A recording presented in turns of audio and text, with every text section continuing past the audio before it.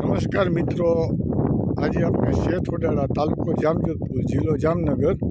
આજે અમે અમારા એક મિત્રની વાડીએ અખાત ત્રીજના બપોરના 12 વાગે એક 2 ફૂટનો ખીલો ઊભો કરી અને પછી એના પડછાયા ઉપરથી વરસાદનો અંદાજો લગાવી છે.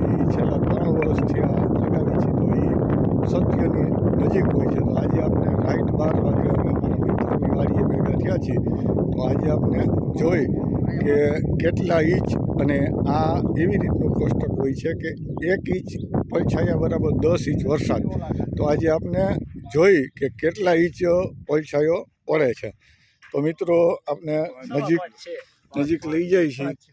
તો અત્યારે રાઈટ બપોરે 12 વાગેલા છે અને રાઈટ 5 ઇંચ, એટલે કે આપણા આવતા વર્ષનો 50 ઇંચનો વરસાદ થાય એવો અંદાજ આપણે આમાં લગાવી શકીએ છીએ. અને લગભગ આ સત્યની નજીક જ આ બધું હોય છે.